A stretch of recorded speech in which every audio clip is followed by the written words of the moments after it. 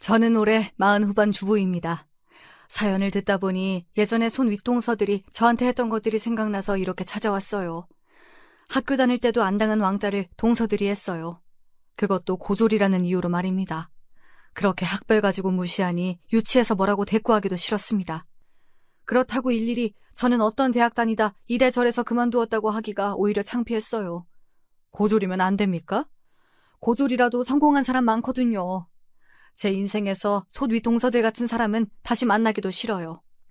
저는 3형제 중 막내인 남편과 결혼하다 보니 동서가 둘이나 생겼습니다. 괴롭게도 저보다 나이가 어렸어요. 큰형님은 저보다 2살이나 어리고 둘째 형님은 3살 어려요. 그래도 저는 꼬박 형님이라고 높여줬어요. 예의는 지켜야 하니까요. 하지만 그 사람들은 아니었어요. 제가 고졸인 것이 가문의 수치라고 했어요. 늘 무례했고 불쾌했죠. 그런 사람들 안 보고 살고 싶었지만 같은 아파트 단지에 살 수밖에 없었어요. 시부의 소원이 다 함께 모여 사는 거라고 했거든요. 그러던 어느 날 아파트 단지 안에 영어 원서 읽기 모임이 개설되었더라고요. 주부들 취미생활을 돕는다고 관리소에서 주최한 행사였어요. 저도 영어에 관심이 많아 그 모임에 나갔는데요.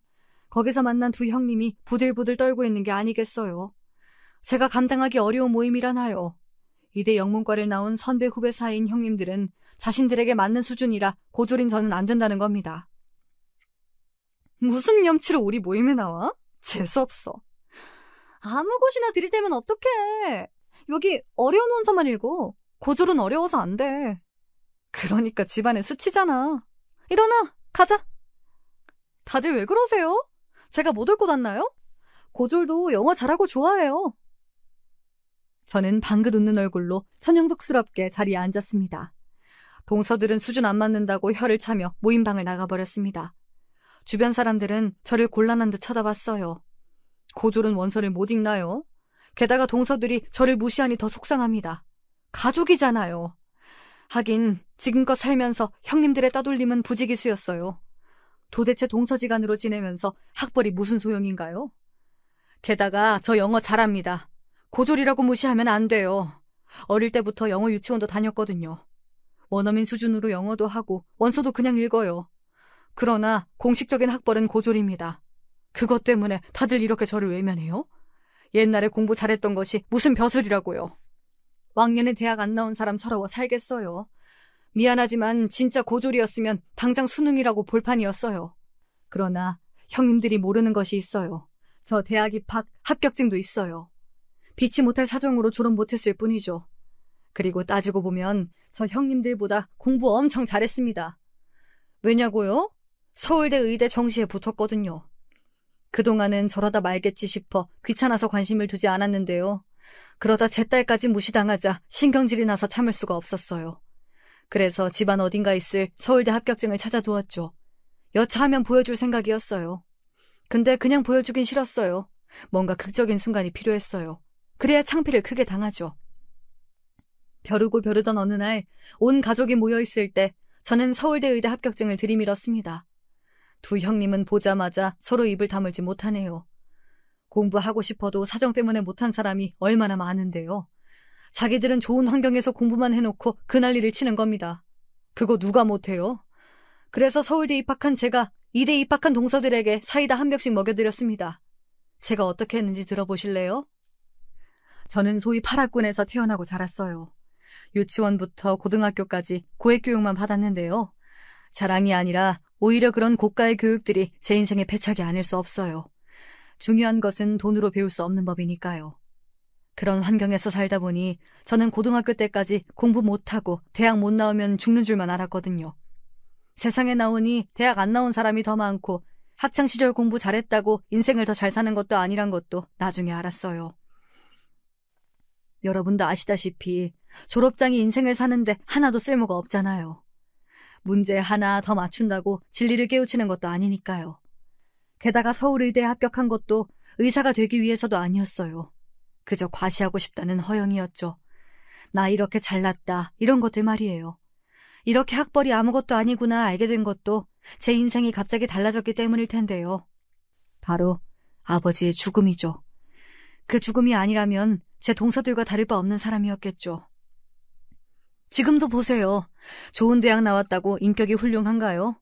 오히려 더 탐욕스럽고 독단적이죠. 동서들도 이런 부분을 깨우쳤으면 좋겠다고 생각했어요. 왜냐하면 우리 아이들이 보고 배울 수 있으니까요. 하여튼 제 인생이 달라진 것은 바로 아버지의 죽음이었어요. 아버진 개인 사업을 하셨는데 외국에다 우리 옷을 파는 일을 하셨어요. 제가 어릴 때는 사업이 번창해서 기사에다 식모에다 2~3명이나 집에 있을 정도였어요. 제 친모는 어렸을 때 돌아가셨는데요. 새엄마로 들어온 여자는 식모하고 나이가 똑같은 분이었죠. 계모라서 절 구박하고 이런 건 전혀 없었어요. 오히려 저랑 아버지 몰래 극장에도 가고 새벽에 야식도 시켜 먹고 친구처럼 지냈어요. 그러다 제가 중학교 입학할 무렵 남동생이 태어났는데요. 늦둥이 아기가 얼마나 귀엽던지 집안에 웃음꽃이 만발했어요. 게다가 제가 전교 1, 2등을 다툴 정도로 공부도 잘했고요. 제가 중학교 다닐 무렵에는 아예 입주 과외 선생님이랑 함께 살았어요. 그 언니도 서울 의대 다녔는데요. 아버지 고향 후배 딸이라고 하던데 대학교 붙고 나서 동네 잔치를 며칠간 열었다고 해요. 형편이 어려워 저희 아버지가 등록금도 주기로 했습니다.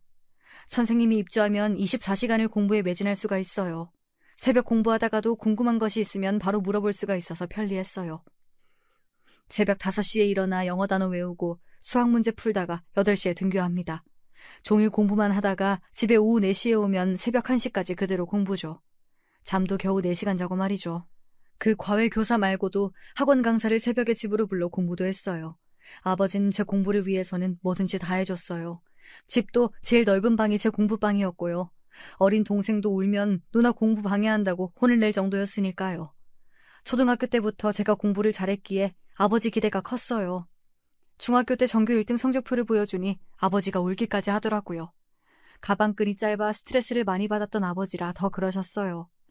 형편상 공부를 못한 건데 그렇게 부끄러워하셨어요. 그런데 제가 공부 잘하니 너무나도 좋아하셨죠. 내 딸이 이렇게 공부를 잘할 줄 몰랐다. 정말 자랑스러워. 아버지가 하나 약속하마. 너 서울 의대 가면 아버지 재산 다 준다. 변호사 오라 그래서 유언으로 남길 거야. 아버지, 남동생은 안 줘도 돼요? 서울 의대 자신 있거든요. 여보, 저도 서울대 가면 줄래요? 당신도 참. 우리 머리가 텅텅 비었는데 어떻게 가능하냐? 어머, 나도 대학 나왔어요. 똥통대학 나온 거? 서울의대랑 비교를 마라. 아, 모르겠고 나중에 따말하기 없게 해요? 그래 임마. 너만 서울의대 가봐. 아버지가 발가벗고 시청 앞에서 춤을 춘다 쳐. 그렇게 아버지 기대를 한몸에 받고 저는 풍족하게 공부했는데요. 제가 고등학교 다닐 무렵 사업이 기울기 시작했어요. 아버지는 티를 내지 않기 위해 주변 사람들에게 돈을 빌렸나 봅니다. 저는 그것도 모르고 윤택하게 살았죠. 교육비를 그렇게 투자하는데 공부 못하기도 어려웠어요. 물론 모든 환경이 갖춰져 있어도 안 하는 사람 있다고 하지만 저처럼 과목별로 과외교사가 있고 그 과외교사를 관리하는 교사까지 있었으니 공부를 못하기가 어려웠어요. 주경야독처럼 낮에 공장에 다니다가 밤에 공부하는 사람들이 힘들죠. 제가 뭐가 힘들겠어요? 속옷도 챙겨줘, 아침 먹여줘, 철마다 한약 먹여. 뭐가 아쉬워서 공부를 못하겠어요? 물론 그때는 그걸 몰랐죠. 공부도 하기 싫고 확 놀고만 싶었는데 지금 생각하니 그때가 제일로 행복했어요. 결국 저는 아버지 소원대로 서울대 의대에 입학했어요. 거기 가서 보니 전국에서 공부 잘하는 애들이 엄청 많더라고요. 수석이나 차석을 할 수도 없을 정도였죠. 그래도 합격증을 들고 아버지께 가니 저를 안고 우셨어요. 고맙고 장하다면서요. 아버진 저한테 차까지 사주셨는데요. 지금 생각하니 그게 다 아버지가 돈을 빌려서 산 거래요. 자기 소원을 자식이 이루어줬는데 돈이 부족한 아버지 마음이 어땠을까 싶었어요. 하지만 아버지 사업은 그 당시 IMF로 인해 재기불량 상태가 되었고요. 제가 대학 1학년 때 완벽하게 망해버린 거죠. 저는 그때까지 우리 집이 힘든 줄 전혀 몰랐어요. 철없는 부잣집 아가씨였죠. 나 미국 갈래. 왜 못 가게? 대학만 붙으면 마음대로 하라고 했잖아. 지금 말고 다음에 가, 어? 아버지, 왜 못 가게? 미국 서부 일주하고 오고 싶어. 다음에 가. 아버지가 겨울에는 꼭 보내줄게.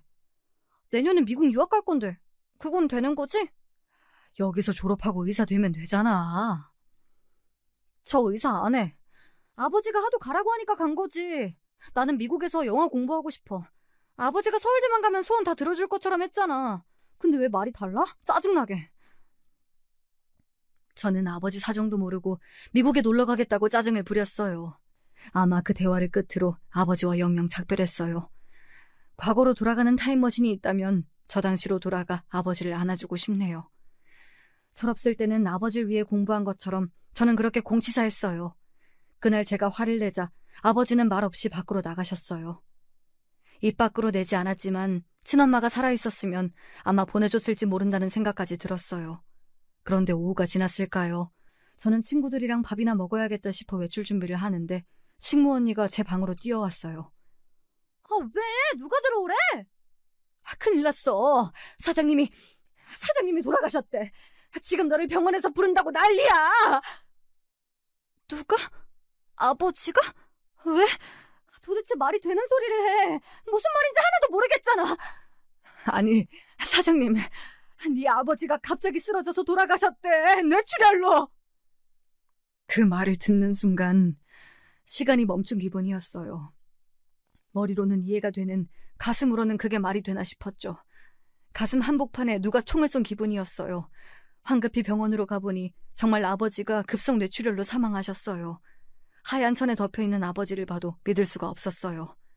한참 울고 나니 새엄마가 안 보인다는 것을 그제야 알았어요. 7살인 남동생만 저를 바라보고 있을 뿐이었죠. 동생아, 엄마 어디 갔니? 어디 간지 알아? 물어도 동생은 배고프다고 울기만 했어요. 하긴 7살짜리가 뭘 알겠어요. 제가 사람들을 찾아서 묻고 또 물어서 겨우 알아낸 사실에 절망했습니다. 새엄마가 회사 실장이라는 사람이 그나마 우리 몫으로 남겨둔 예금과 금괴 같은 것을 들고 도망가 버렸어요. 고등학생 정도라면 남들의 동정을 받았을까요? 일단 저는 대학생이고 성인이잖아요. 누구도 도와줄 사람이 없었어요. 남동생부터 장례식까지 모든 상황을 제가 감당해야 했어요. 장례식을 마치고 아버지를 바다에 뿌리고 돌아온 날, 대궐 같은 집에 살다가 방 한 칸 반지하로 이사 왔어요. 어린 동생은 제 엄마만 찾고 계속 울었어요. 그래서 전 도망간 새엄마를 찾아보자며 경찰서에도 다녀왔어요. 하지만 작정하고 사라진 사람을 찾을 길은 없었어요. 그렇게 정신없는 몇 주를 보내고 나니 집에 라면밖에 없는 걸 알았죠. 저는 일단 학교를 휴학했어요. 당장 먹을거리 살 돈도 없는데 등록금 마련은 무리였어요. 식모 언니들과 기사 아저씨가 300만 원을 모아 저한테 주더라고요. 그거라도 갖고 살아보라며. 아버지의 지인들부터 친척까지 잘 살 때 득실거리던 사람들이 모두 사라졌는데 저는 언니들과 기사에게 허리 숙여 인사했죠. 아마 살면서 한 번도 그들에게 그렇게 허리 숙여 인사한 적 없을걸요. 이렇게 하루아침 실질적 가장이 된 저는 생활전선에 뛰어들었습니다. 저는 제가 좋은 대학에 합격했으니 일자리를 손쉽게 구할 수 있을 거라고 생각했지만 편의점이나 식당, 마트 같은 곳에서 일하기엔 서울대 의대 합격증은 도움도 안 됐어요. 실질적으로 경력이 없어 아무도 채용하지 않았죠. 더 부담스러워했어요. 결국 과외를 하고자 결심했지만 그 당시에 IMF니 과외를 하겠다고 공고문을 붙여놔도 연락이 없더라고요. 친구들에게 겨우 부탁해서 알아보니 입주 가정교사 자리밖에 없더라고요. 입주 가정교사를 하면 돈도 많이 받지만 동생 때문에 그러지도 못했죠.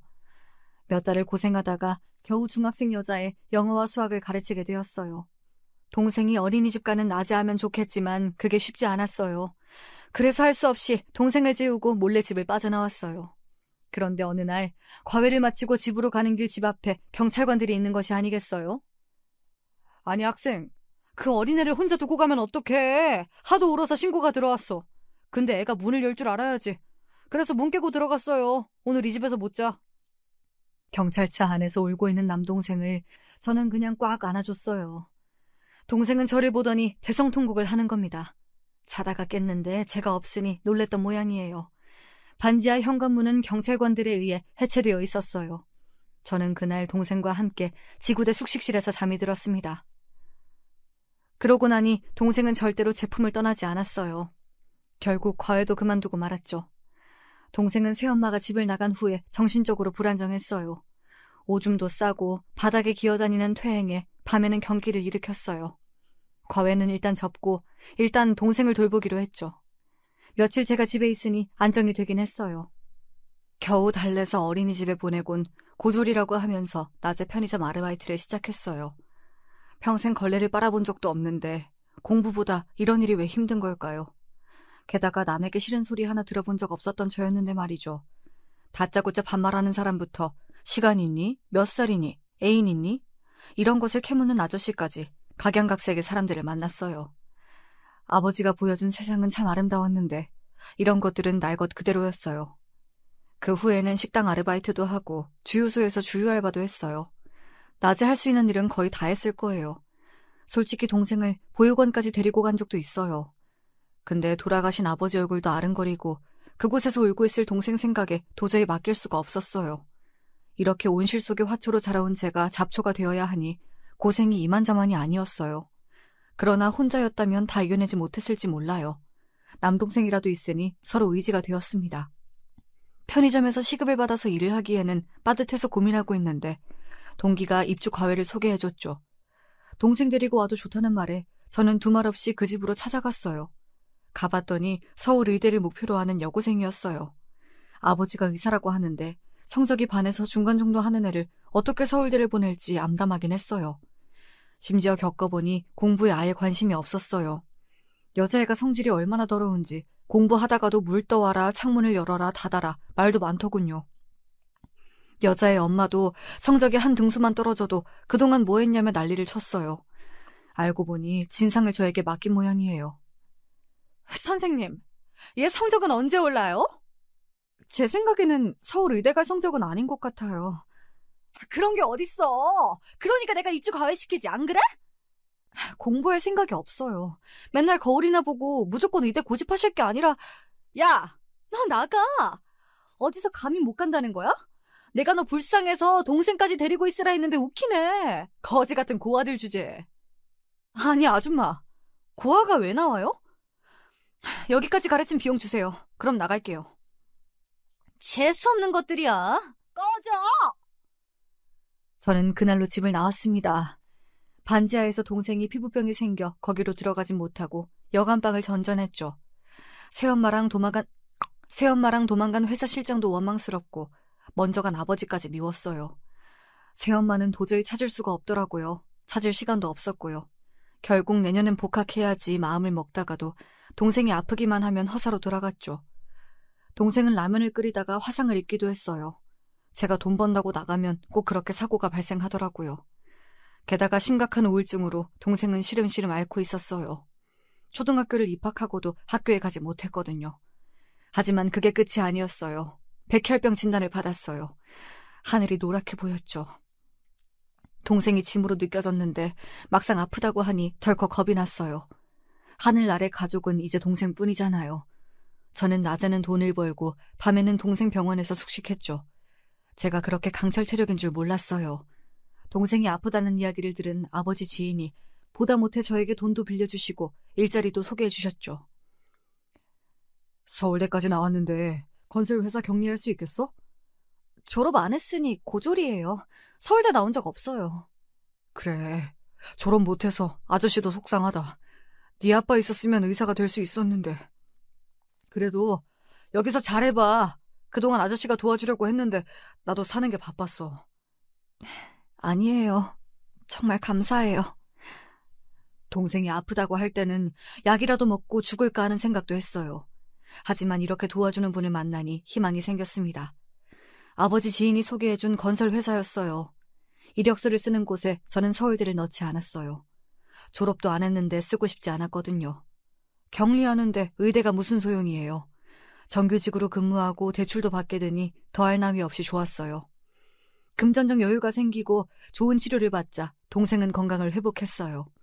3년간의 회사 생활이 주마등처럼 스쳐갔어요.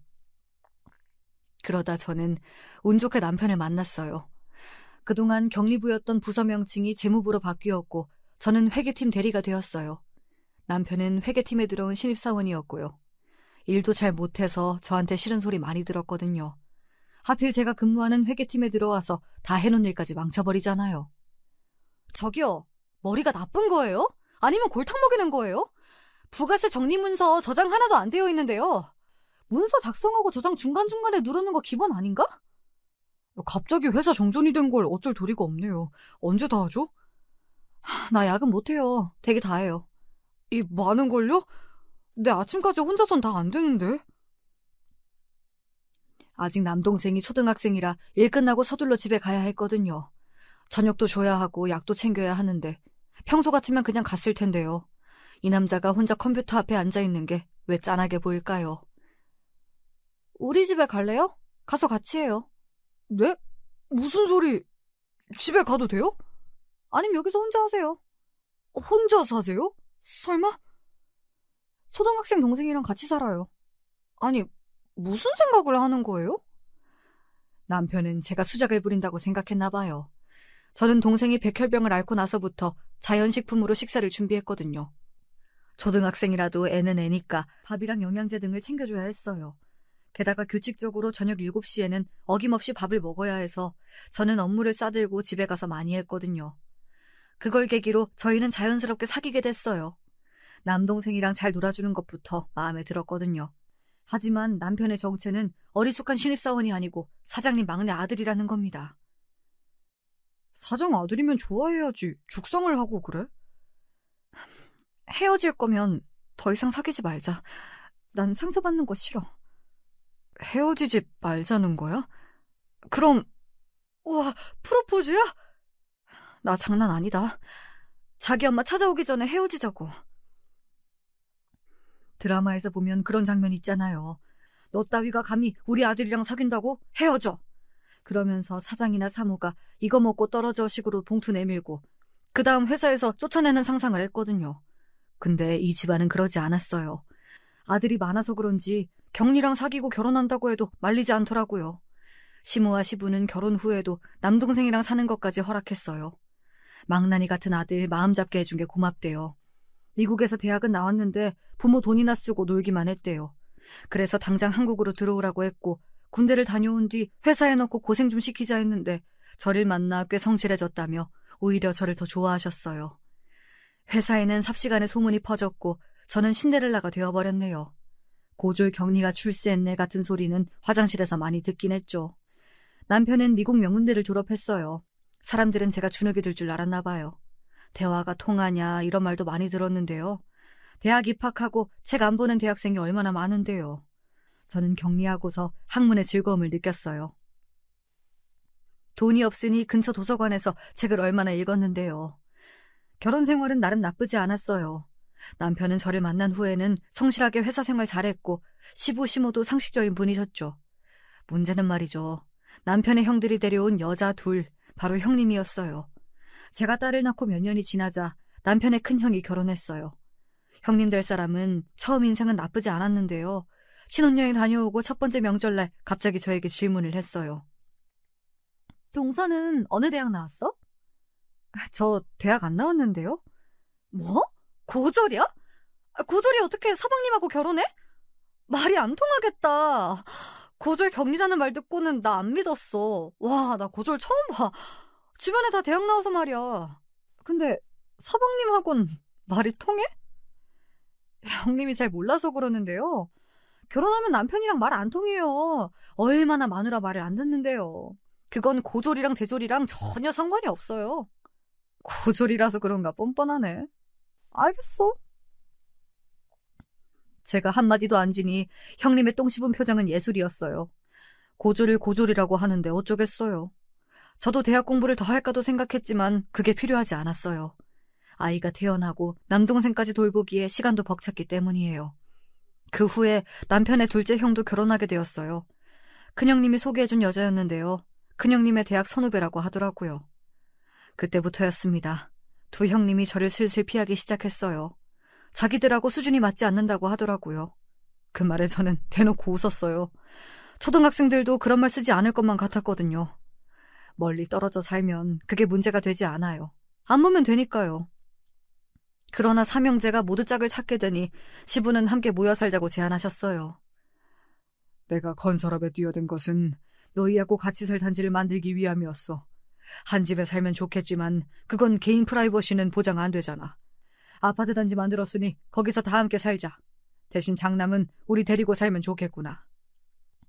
시부의 회사에서 15개 동 정도의 아파트 단지를 수도권에 세우셨어요. 나름 큰 평수였는데 기반시설이 잘 되어 있어 분양을 모두 마쳤어요. 그래도 자식들과 한 울타리에 살고 싶다고 아파트를 하나씩 주셨어요.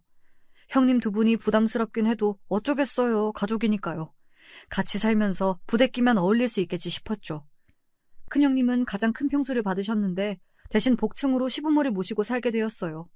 그래서 어쩔 수 없이 시부모님 댁에 가면 큰형님과 마주칠 일이 많거든요. 그런데 이상하게 아이들이 커갈수록 고졸, 대졸 나누는 게 점점 심해지는 거 있죠? 어느 점심때 시모가 저희를 불렀어요. 좋은 데서 점심을 사준다고 하네요. 어머님 차를 타고 한강이 보이는 호텔에 도착했어요. 맛있는 피자를 사준다고 이탈리아 식당에 모였거든요. 어머님, 오늘 점심은 제가 대접할게요. 맨날 좋은 것만 사주시고. 저번에 사주신 스카프도 너무 감사해요. 한정판이던데요. 친구들이 너무 부러워해요. 네, 어머님. 저도 스카프 오늘 하고 왔어요. 어때요? 그래, 어울린다. 막내는 어때? 마음에 드니? 저는 못 받았는데요? 무슨 소리야? 저번에 내가 줬잖아. 저번 주 분리수거 할 때. 그때 쓰레기 주셨지. 스카프는 없었어요. 어머, 내 정신 좀 봐. 스카프 전해준다는 거 제가 깜빡했어요. 미안해, 동서. 매번 이런 식이었어요. 시모가 막내도 갖다 줘라 하는 게장이나 보리굴비 이런 것들 하나도 오지 않았어요. 시모가 잘 먹었니 물어보는 문자를 보고서 제가 안 거죠. 그래서 달려가 왜 안 주세요 하면 그제 어머머 하면서 다 먹었다고 하는 겁니다. 자기가 애 낳고 건망증이 심해졌다고 하면서요. 주기 싫어서 그런 거 다 아는데 그렇게 시치미를 딱 떼더라고요. 어머니, 이제 그런 거 있으면 저 직접 주세요. 형님들 자꾸 깜빡하세요. 저보다 어리신데 말이에요. 그래, 그럴게. 스카프 오렌지색이라 막내한테 잘 어울릴 텐데. 네, 찾아서 꼭 전해줄게요.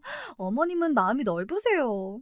제가 아는 집은 며느리 될 사람 전문대 나왔다고 하니 반대하고 난리였는데 말이에요. 어머, 왜요?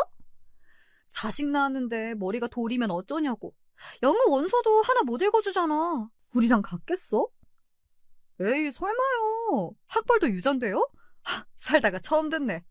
전국 전문대 연합에서 형님 잡으러 오겠어요? 동서, 내 말은 그게 아니잖아. 교육 환경이 다르다는 거지. 우리처럼 영문과 나와서 영어 읽어줘야 조기 교육이 되지. 이대 영문과 나왔다고 영어 더 잘하진 않던데요? 저는 내내 잠자코 있다가 하도 기가 막힌 말 하길래 쏘아붙였어요. 동서, 말이 너무 심하다. 이대 영문과 나오려면 반에서 2, 3등은 해야 돼. 전교에서 1등, 2등 아니잖아요. 동서, 전교 1등이 얼마나 힘들 줄 알아? 특히 강남 같은 곳은 더 어렵고. 잘 모르면 그냥 가만히 있어. 어머니도 영어 하시죠? 그래, 기본적인 건 하지. 그래도 너희들만 하겠니? 저번에 텔레비전 보니까 초등학교도 안 나온 할머니가 영어 공부해서 영어책도 읽던데? 자기가 하기 나름이죠. 시험 한번 잘 보고서 평생 똑똑한 척하면 되겠어요? 서울대 나와도 바보 같은 사람 많아요. 동서, 서울대 들어가기 얼마나 어려운 줄 알아? 심지어 서울대 의대 들어가려면 유치원 때부터, 아니다, 신생아 때부터 공부하라는 말도 있어. 뭘 모르면 조용히 있어. 우리 말에 끼지 말고. 우리 동서가 수능도 안 봤는데 어떻게 알아요? 이제 그만해라. 음식 나왔다. 학벌 그게 그렇게 중요하니? 막내야, 어서 먹자. 시모의 말 한마디에 동서들은 입을 닫았어요. 호텔 식사를 마치고는 몇 개월 동안은 두 사람 저랑 말도 안 했어요. 마트에서 마주쳐도 무시하고 돌아가더라고요. 명절날도 두 사람만 웃고 떠들고 제가 다가가면 말을 멈추고 슬슬 자리를 피했어요. 주변에 사람만 있으면 겨우 아른 체하고 그러다 우리 셋만 있으면 아예 대놓고 투명인간 취급했습니다. 좋은 집안에서 태어나 아버지 사업 망하지 않고 잘 이어와서 좋은 대학 들어간 것이 뭐가 그리 자랑일까요? 매번 이대 영문과 나왔다고 목에 힘을 주는데 나와서 직업도 없잖아요. 겨우 애들 영어 동화나 읽어주면서 말이에요. 시간이 지나면서 저를 왕따하는 문제가 점점 제 딸과 얽혀졌습니다. 저는 딸을 낳아서 기르고 있었는데요. 큰 형님은 아들 하나, 둘째 형님은 아들과 딸이었어요. 비슷하게 결혼해서 아이들 나이도 얼추 비슷했어요. 게다가 아파트 단지도 같으니 같은 초등학교에 들어갔는데요. 1학년인데도 형님들 아이들은 과도한 과외를 받고 있었죠. 저는 공부보다 아이가 즐겁게 학교 생활하는 것이 좋았어요. 제가 공부를 어릴 때 많이 하다 보니 아버지랑 어린 시절의 추억이 하나도 없었어요. 맨날 공부였기에 우리 딸은 그렇지 않았으면 좋겠다 싶었거든요. 그러던 어느 날 딸이 학교에서 오자마자 자기도 이번 방학 때 하와이 가고 싶다고 이야기했어요. 자초지종을 물었더니 학교에서 만난 사촌들이 이번에 하와이에 가는데 넌 왜 안 가냐고 하더래요. 큰형님이랑 둘째 형님 가족들만 하와이 여행을 계획하는 거 있죠? 우리한테는 갈 수 있냐고 물어보지도 않았어요. 엄마, 아빠, 큰 집이랑 작은 집 애들 하와이 간대. 우린 왜 못 가? 하와이? 그래? 그러면 우리도 끼워달라고 하자. 돈 내면 되잖아. 이대 동문을 위한 어린이 영어 캠프래. 지금 물어봤어. 가족 중에 이대를 나와야 하는 거래. 난 이대 나와서 안 된대. 웃기네. 동문을 위한 캠프가 어딨어. 아니다, 너 갈 수 있다. 할머니 손녀잖아. 어머니 이대 나오셨어? 응, 이대 영문과. 형수들이랑 동문이잖아. 저는 조금 당황했어요. 어머니는 한 번도 티를 낸 적이 없었거든요. 하마터면 그 대학에 대한 안 좋은 인상을 가질 뻔했어요. 그럼 그렇죠. 두 형님이 이상한걸요. 남편 말대로 친할머니 덕분에 그 영어 캠프에 갈 수 있지 않냐고 형님들에게 문자를 보내니 답도 없더라고요. 중요한 것은 이대에서 주최하는 건 맞는데 이대 동문이 아니더라도 갈 수 있는 거였어요. 애만 가는 게 아니라 엄마도 따라갈 수 있다고 하니 저도 여권과 짐을 챙겼죠. 말이 영어 캠프지 미국 여행이나 다름없었어요. 다만 아이들끼리 모여 배울 수 있는 프로그램이 있더라고요. 남편들은 회사 일 때문에 가지 못하고 결국 여자들만 가게 되었는데요. 저보고 입국 수속 밟을 수 있냐, 비행기는 처음 아니냐, 가서 영어 도와달라고 하지 마라, 난리가 났어요. 하와이는 처음이지만 LA는 2번 간 적이 있었거든요. 가서도 자기들 아는 척하지 말라며 따로 다니자고 하는데 대답할 가치도 없어 대꾸도 안 했네요. 그런데 하와이 가는 내내 자꾸 묻는 거예요. 창피하다고 옆에 있지 말라면서요. 가면 친구들 있으니까 동서, 우리 아는 척하지 말자. 왜요? 제가 전염병 환자예요? 그게 아니라 다들 대학 나왔어. 그런데 자기는 고졸인데 괜히 기분만 나쁘잖아. 이러지 마세요. 고졸 타령 그만 좀 하시라고요. 한 번만 더 하시면 저 안 참습니다. 비행기 안에서 체면 떨어지고 싶어요? 또 고졸 타령하면 머리채라도 잡을 거예요. 그러니 입 좀 닫아주세요. 닥쳐요, 제발. 비행기 안에서 제가 오히려 그들을 멀리했어요. 애들 교육상 하나도 좋지 않잖아요. 어른들이 대놓고 사람 무시하는 장면 보여주는 것이 얼마나 비교육적인데요. 그때 결심했죠. 저런 것들하고 상종을 말자고요. 다행히 딸아이는 하와이에서 즐겁게 지냈어요. 생활영어 중심으로 동화를 많이 읽어준 보람이 있더라고요. 수영장에서 미국 애들과 한국 애들을 섞어놓고 놀면서 영어 배우는 시간이었는데요. 우리 딸은 허물없이 어울리며 영어도 곧잘했어요. 엄마, 미국 사람 만나니까 하나도 안 떨리고 영어가 막 나와. 그러니까 엄마가 영어 동화 많이 읽고 듣자고 했잖아. 엄마 방법이 맞지? 하지만 형님 애들은 어색한지 괜히 뒤로 숨고 미국 애들하고 영어 한마디도 못하는 거 있죠? 형님들은 당황하기 시작했죠. 우리 딸은 미국 애처럼 이야기를 잘하는데 말이에요. 야, 원준아, 가서 말해봐. 왜 쫄고 그래? 영어 가르친다고 들인 돈이 얼만데? 그래, 너희들도 다 이해하는데 말을 못하는 거지? 안 그래? 원준아, 가서 하이 해봐. My name 원준 하고. 아니, 왜 그것도 못해? 이것들아, 미국 중학교 교과서를 읽으면서 왜 가서 말을 못해? 응? 그러니까 그런 과외 필요 없다고 했잖아요. 영화도 보고 노래도 듣고 해야 언어 감각이 늘죠. 이럴수록 애한테 화내면 안 돼요. 영어가 즐겁구나 이런 생각을 심어줘야 하는 건데 원준이 봐봐요. 긴장해서 더 말 못하지. 일부러 약 올리려고 그런 건 아니었고요.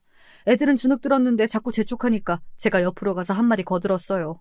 그것도 듣기 싫은지 형님들은 애들을 데리고 다른 곳에 가버렸어요. 그러면 그럴수록 우리 딸은 캠프에서 가장 영어를 잘했어요. 그렇게 하와이에서 시간이 지나갔어요.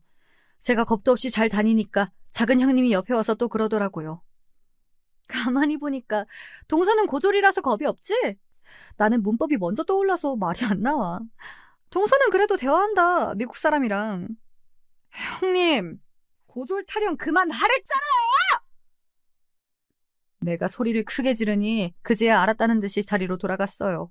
사람들이 생각이 있으면 머릿속에 맴도는 말이 그대로 입으로 나오지 않을 텐데요. 두 형님은 아무 생각이 없는 것이 분명했어요. 필터 없이 말하다니 정말 불쾌했어요. 하지만 타국에서 싸워봤자 감정만 상하죠. 한국에 가면 가만두지 않겠다고 다짐했어요. 캠프 마지막 날은 부모들과 행사에 참여했어요. 큰 강당에 모여 그동안 어떤 활동했는지 영상도 보여주고 학부모 대표로 나와서 영어책을 읽어줄 사람을 뽑는데요. 잘난 이대 영문과 나온 사람들이 많으니 어디 얼마나 영어를 잘하나 지켜볼 양이었는데요. 갑자기 큰 형님이 바로 저를 추천하는 게 아니겠어요. 말리 타국에서 저를 망신주고 싶은가 봐요. 여기요, 여기. 이 사람이 해보고 싶대요. 사람 많은 데서 갑자기 소리를 쳤어요. 바로 한 달 전 영어 원서 모임을 제가 왜 나갔는지도 잊었나 보죠. 영어가 되니까 원서 모임에 가죠. 영어 유치원 수재인 나를 뭘로 보고 나가라고 하는 건지 저는 알겠다며 단상으로 올라갔습니다. 동화는 쉬운 내용이었어요.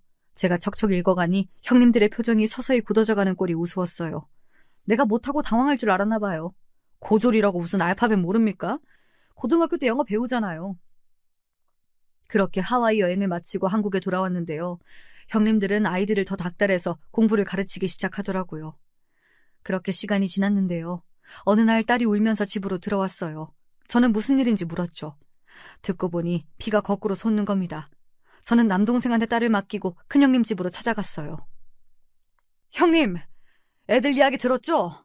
뭐 하는 거예요? 놀지 말라니요. 왜요? 자기가 몰라서 그렇지. 이 동네 사람들 다 알아.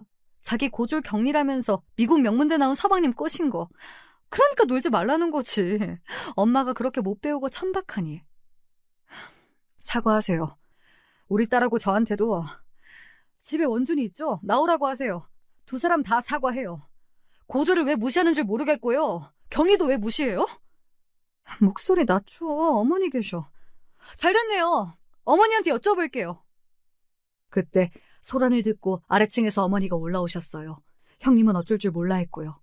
제가 이야기를 다 했더니 가서 딸도 데리고 오라는 겁니다. 그래서 제가 딸을 데리고 온 사이 원준이가 크게 혼나고 있더라고요. 작은 어머니 죄송해요.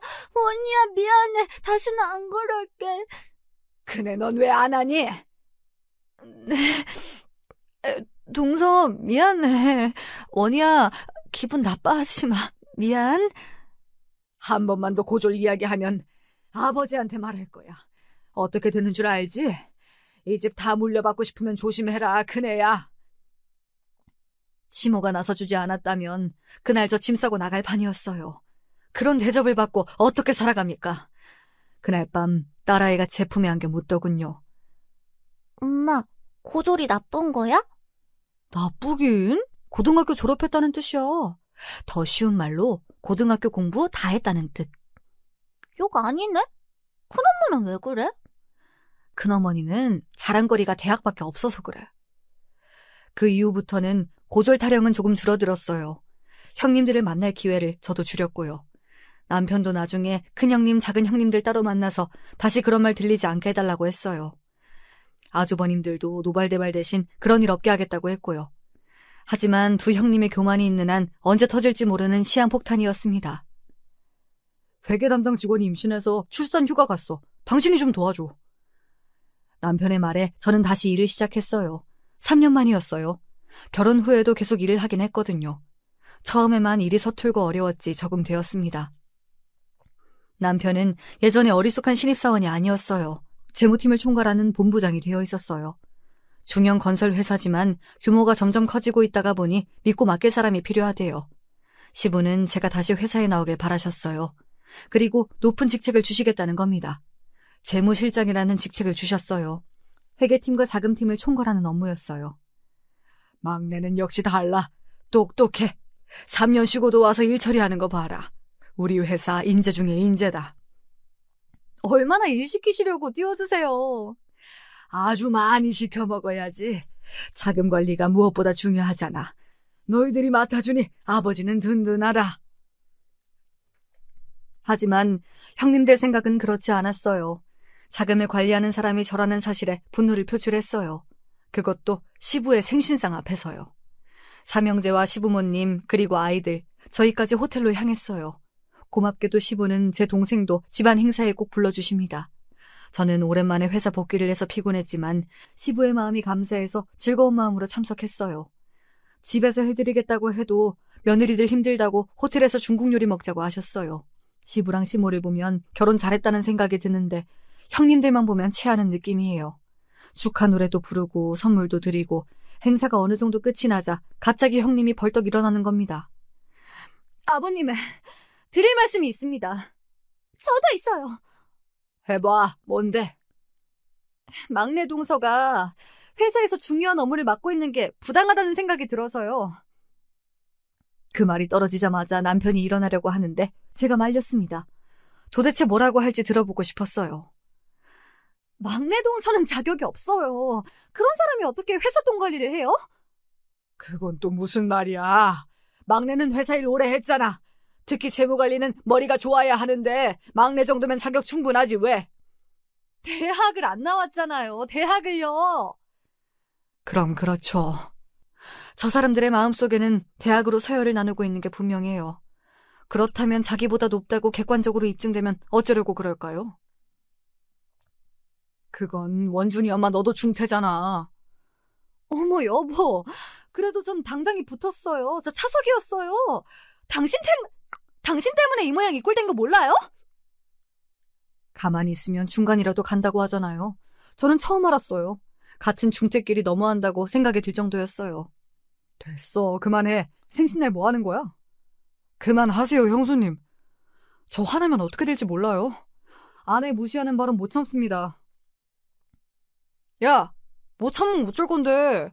저도 그게 의문이에요. 막내 재수씨 일 못하는 건 아닌데 대졸 직원 관리가 되겠어요? 말 나온 김에 이야기하는데요. 동서는 그냥 고졸이잖아요.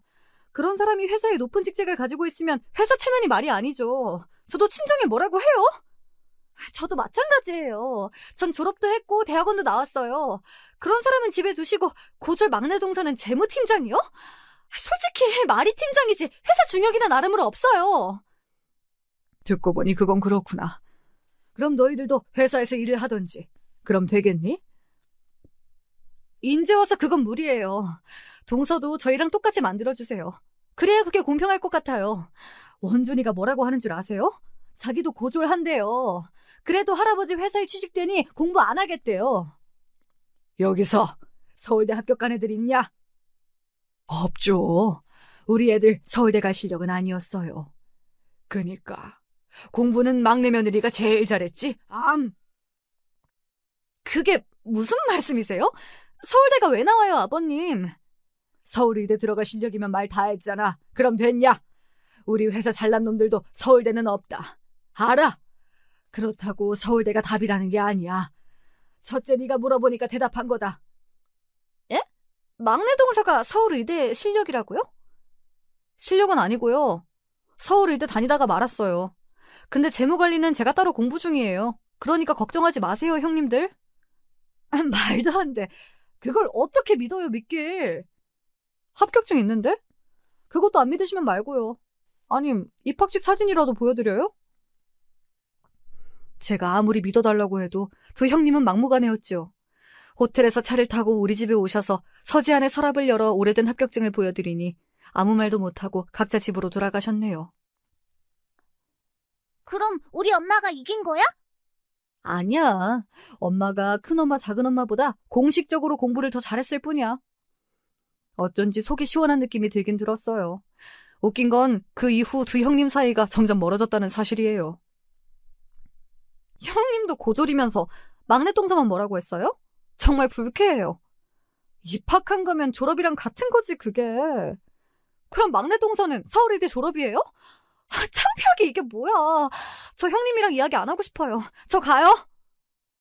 주차장에서 두 사람이 싸우는 걸 본 남동생이 이야기해 준 거예요. 고졸이니 중퇴니 자격 미달이다 다들 말씀이 많아서 저도 대학에서 회계 공부를 시작했어요. 물론 서울대는 아닙니다. 그동안 졸업장이 뭐가 중요하냐 했지만 결국 자격이 필요한 거니까요. 제가 입학증서를 형님들에게 보여준 그 일 벌써 수년 전 일이에요. 저는 회계 업무로 대학을 졸업했어요. 제가 공부를 계속하니 자연스럽게 우리 딸도 공부를 잘해 서울대에 들어갔어요. 의대는 아니고요. 국문과에 들어갔는데요. 자기가 하고 싶은 공부가 있대요. 큰형님 아들은 결국 대학 입시에 실패해서 해외로 떠났고요. 둘째 형님 아이들은 재수에 삼수하고 있고요. 저는 계속 회사에 다니면서 점점 승진했어요. 질투가 심한 두 형님은 학벌이 중요한 것 아니라고 아무리 이야기해도 달라지진 않았어요. 그래도 자식들이 커가니 입은 조심하더라고요. 제 남동생도 원하는 대학에 들어갔고 나름대로 자리를 잡았습니다. 새엄마는 다른 사기죄로 감옥에 있다는 것만 들었습니다. 가끔 두 형님이 우리 딸 서울대 들어간 걸 너무 부러워하더라고요. 괜히 목에 힘을 주면서 살고 있어요. 지금까지 제 이야기 들어주셔서 감사해요.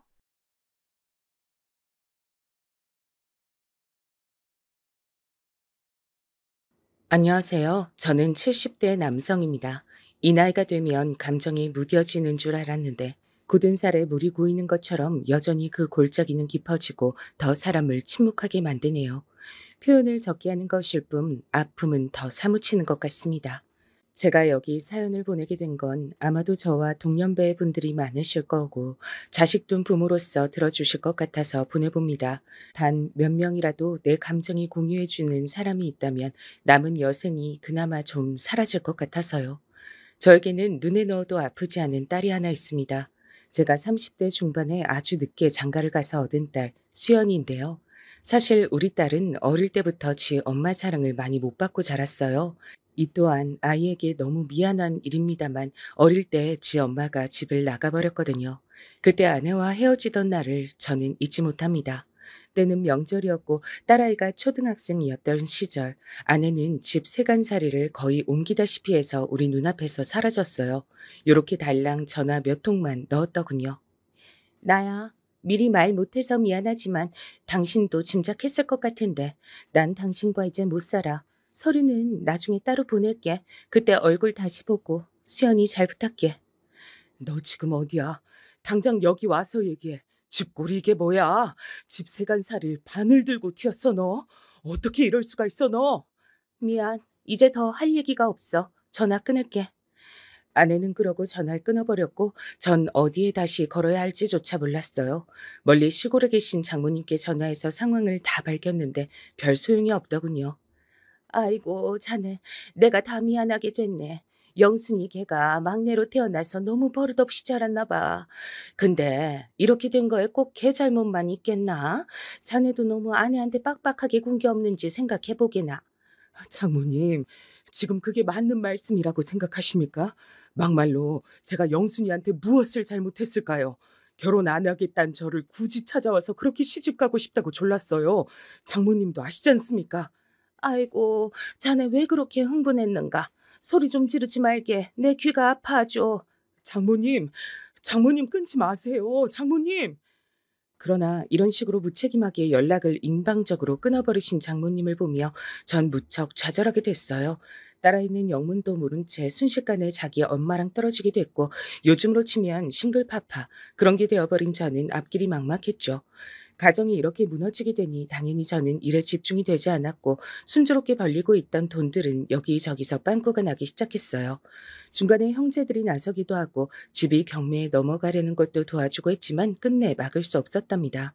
막내 남동생이 얼마나 괴로워했는지 몰라요. 형, 어쩌다가 이렇게 집까지 수연이가 너무 안 된 것 같아. 내가 데려다가라도 키워주고 싶지만 됐어. 그게 무슨 말이냐. 너도 재수 씨가 있고 애들 둘이나 있는데 비록 지하로 이사 가긴 하지만 별 수 있겠어. 처음에도 그렇게 시작했고 다시 그렇게 시작해야지. 하지만 사람이 한번 올라갔다 처지게 되니 다시 올라가기에 너무 지치더라고요.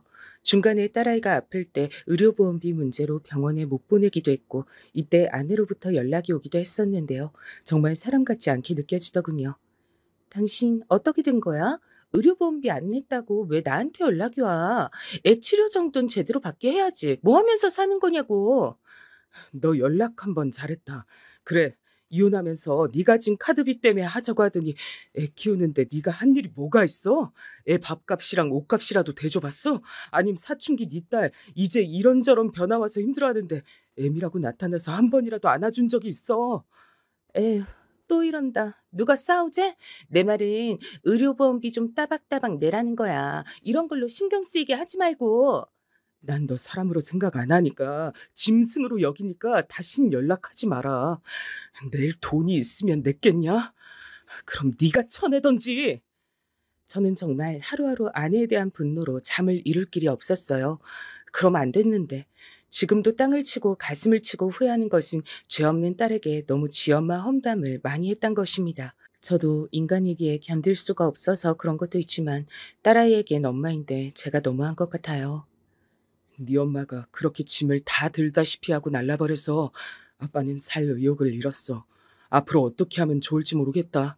집도 이렇게 작은 데로 왔고 일하느라 계속 바쁠 거야. 수연이 너도 혼자 있는 날이 더 많을 거고. 아빠, 우리가 갑자기 왜 이렇게 된 거야? 엄마만 탓하면 해결될 수 있어? 엄마가 다시 보고 싶은 건 절대 아니야. 근데 갑자기 이렇게 집이 줄어들고 내가 전학을 가야 하는 상황이 우울해. 이러면서 딸은 얼마 안 가 그만 못 참고 통곡을 하더라고요. 이혼과 동시에 제 삶도 딸의 평온한 일상들도 시간이 지날수록 점점 무너져 내렸어요. 아내는 어디서 어떻게 사는지도 모르게 멋대로 살고 있었고요. 그렇게 어찌어찌 시간이 지나 딸아이가 20대 중반이 됐을 무렵 그때도 아내는 염치 없이 전화를 걸어왔어요. 딸을 만나고 싶어 했지만 이제 딸이 거부했답니다. 엄마가 무슨 낯으로 연락했는지 모르겠어. 난 아빠가 너무 고생한 게 불쌍해서 엄마가 아무리 날 낳아줬다지만 만나기 싫어. 연락하지 말아줘, 엄마. 그러자 이 말에 아내는 또 저에게 전화를 걸어 난리가 났어요. 하지만 저도 다 무시해버렸고 그저 딸만이 행복하길 바라면서 살았답니다. 한 번 구겨진 형편은 다시 펴지질 않더라고요. 저도 아내를 용서하고 싶었지만 그럴 수가 없었어요. 제 삶이 너무 고되고 필요했으니까요. 오죽하면 중간에 딸조차 이런 제안을 할 정도였답니다. 아빠, 이제 아빠도 나이가 있고 좀 더 있으면 환갑이고 칠순일 거 아니야. 혼자 나이 드시지 마시고 좋은 아줌마라도 만나서 재혼해. 나 나중에 시집 가면 아빠 혼자 되잖아. 나 그럼 진짜 너무 부담스러워. 딸은 우스갯소리로 슬쩍 말을 했지만 전 엄두가 안 났어요. 이 나이 돼서 다시 누구랑 살고 싶지도 않아. 재혼할 거면 진즉했어야지. 이제 이렇게 늙어가는데 누가 거들 떠나 봐주겠니. 나 걱정 말고 수연이 너나 제대로 시집 갈 생각해. 남자놈들 조심하고 여차하면 꼭 결혼 안 해도 돼. 저는 딸에게 굳이 결혼 안 해도 된다고 말렸던 게 이제 정말 사람들을 믿을 수가 없게 됐으니까요. 아내와 그렇게 일방적인 이혼을 당한 이후 저는 정말 놀랍도록 부정적이고 고지식한 노인으로 나이 들고 있었던 것 같아요. 하지만 딸아이는 그런 저의 바람과 달리 어느덧 결혼할 나이가 됐어요. 제가 장가 가던 때 30대 중반은 무척 늙고 닳고 다른 나이였는데 요즘은 다들 늦게들 결혼하니까요. 이쯤 딸아이는 번듯한 남자 청년을 데려왔답니다. 아빠, 내 남자친구. 저기, 나 이 사람이랑 결혼하고 싶어. 남자친구도 결혼하자고 프로포즈했고 같이 살고 싶어. 아빠가 허락해줬으면 좋겠어. 이때 눈을 들어서 제 앞에 서 있는 그 청년을 봤는데 키도 180 정도 돼 보이는 아주 훤칠한 키에 얼굴도 시원시원하게 잘생겼더군요. 그래. 근데 둘이 만난 지 얼마나 됐다고 했나? 1년 좀 넘었다고 했던가? 요즘 다들 늦게 결혼들 하는데 너무 서두르지 말고 천천히 만나다 하지 그래. 에이, 참. 아빠, 난 연애를 허락받으러 온 게 아니라 결혼 허락받으러 온 거야. 나 더 나이 먹어서 결혼하기 싫다니까. 이미 딸아이는 크게 결심을 하고 왔고 결국 저도 어찌어찌 결혼을 시키게 됐어요. 상견례 때 보니 안 싸더니 꽤 까다롭게 보이긴 했지만 그래도 말로는 안심을 시켜주더군요. 저는 우리 수연이 보자마자 너무 참하고 이뻐서 딸이 하나 더 생긴 기분이 들더라고요. 묘하게 우리 딸이랑 닮은 것 같기도 하고 암튼 우리 집에 너무 좋은 식구가 온 것 같아요. 우리 수연이 이쁘게 봐주시면 저야 감사하죠. 승영군 같은 멋진 아드님을 사위로 맡게 돼서 아주 든든하네요. 이렇게 훈훈하게 인사를 했고 다소 무뚝뚝해 보이던 바깥 사돈은 대뜸 이런 걸 묻더라고요. 그런데 제가 우리 아들한테 듣자하니 혼자 우리 예비 며느리를 키우셨다고요? 남자가 혼자 그렇게 키우기 쉽지 않은데 대단하시네요. 저라면 그리 못 살았을 겁니다. 별 말씀을요. 저 역시 엄청 고생하고 힘들게 살았어요. 이제서 딸 보내게 되니 시원섭섭한 마음이 드네요. 언제든 아이들 보고 살면 되죠. 요즘은 너나 할 것 없이 양가도 자주 오가고 하는 시대니까요. 저 역시 부족한 아들놈 잘 부탁드립니다. 이런 대화를 다들 격식 있게 맞춰서 나누고 그리고 결혼식 때 또 보고 이후로는 볼 일이 정말 없었어요. 딸은 시댁 근처에 집을 얻었고 저는 원체 먼 곳에 살고 있어서 얼굴을 자주 보기 힘들었답니다. 제가 알기로 딸에게는 남편과 남편의 누나, 그러니까 사돈 처녀가 있었는데요. 아직 시집을 안 갔다고 하더군요. 우리 형님 결혼 준비하던 남자가 있었는데 잘 안 돼서 파혼했나 봐. 그래서 결혼 얘기에 엄청 민감해. 나 결혼식 때에도 안 온다는 걸 어머니 아버님이 엄청 싸우고 야단쳐가지고 오게 한 거야. 형님도 상처가 많은 것 같아. 저런, 그런 일이 있으면 마음도 다치고 한동안 누구 만나기도 힘들겠지. 그러게 인연 만나는 게 쉬운 게 아니야. 그리고 넌 아직도 네 엄마랑 연락 안 하니? 그러자 딸내미가 숨을 크게 들이쉬더니 결심한 듯 어렵게 말하더군요. 아빠한텐 말을 못한 거 미안하게 생각하는데 아빠 이해해줘. 나도 결혼할 때 되니까 엄마 생각이 좀 나더라고. 그래서 한번 만났어. 결혼식 얘기했더니 엄마가 100만 원 챙겨줬어. 뭐야? 아, 그래. 어쩔 수 없지. 너한텐 엄마니까 너도 엄마 생각이 났었겠지. 그래. 엄마 뭐라고 하는데? 엄마 뭐 별말 할 게 있겠어. 결혼하는 거 알고 예복 이쁜 거 한 벌 해준다면서 백화점 같이 갔었어. 엄마 너무 나이 들고 늙었어. 고생 많이 한 것 같아. 그래, 뭐 그 뒤로 시간이 그렇게 흘렀으니 당연히 늙었겠지. 그런데 딸은 이때 뭔가 바라는 게 있는 것처럼 의미심장하게 말을 하더군요. 엄마, 그렇게 우리 두고 나가서 전혀 평탄하게 살지 못했대. 같이 나간 이혼한 아줌마들끼리 어울려 살다가 거기서도 배신당하고 외할머니나 삼촌들한테도 사람 취급 못 받았다던데. 자식이랑 남편 두고 나가서 어찌 그리 사냐고 했대. 외할머니도 재작년에 돌아가셨다더라. 그래, 아빠가 전부 모르는 일 천지네. 암튼 알겠어. 혹시나 몰라서. 이제 난 정말로 아빠한테 분리돼서 나온 거니까 만약에 만약을 대비해서 엄마 연락처 줄게. 쓸 일 없으면 안 써도 돼. 대신 연락할 일 있음 너무 고민 많이 하지 말고 연락해봐. 그러면서 딸은 저에게 아내 연락처를 주었고 저는 그냥 받아두기만 했어요. 그리고 얼마쯤 지나 딸은 저에게 아주 기쁜 소식을 알렸어요. 아빠, 나 이런 말 하려니까 진짜 신기하고 좀 놀라운데 나 뱃속에 아기가 있다? 신기하지? 아빠 딸내미가 엄마가 된대. 아기가 생겼어. 아빠, 아빠. 아, 이 말을 들으니 얼마나 여러 가지 감정들이 교차하던지 뭐라고 말을 하면 좋을지 생각이 딱 안 나더라고요. 아, 그래. 아이고, 좋은 일이구나.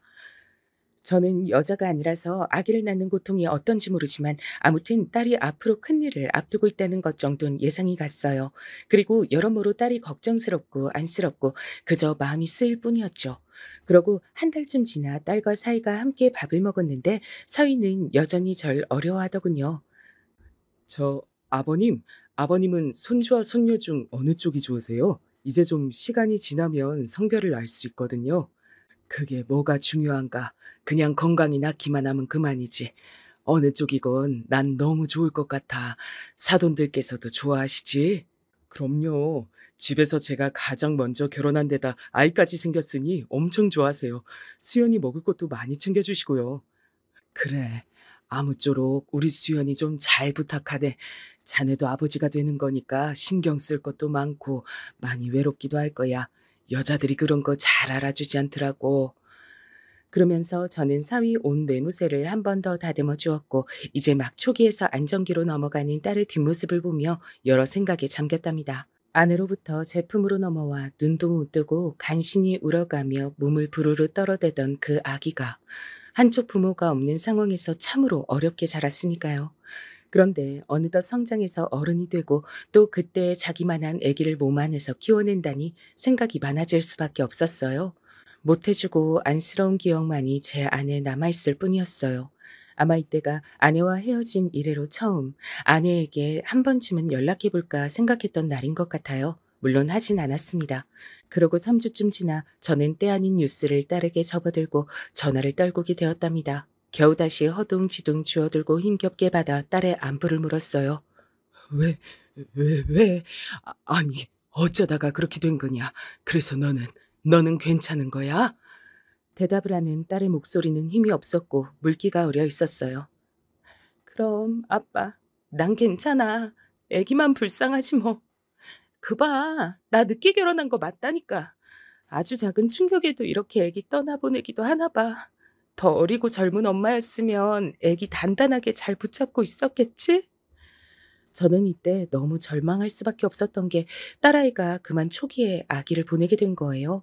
이유는 뭐 그냥 종잡을 수가 없다지만 너무 힘들어하더라고요. 당시에 저는 사위에게 전화를 해볼까 하다가 딸이 엄청 말리길래 그만뒀어요. 전화해서 뭔 말을 할 게 있어, 아빠. 뭐 사위 붙잡고 통곡이라도 하고 위로라도 하게? 우리는 우리가 알아서 잘 소화시킬 테니까 아빠 너무 걱정하지 마. 난 나대로 추스르면 되니까.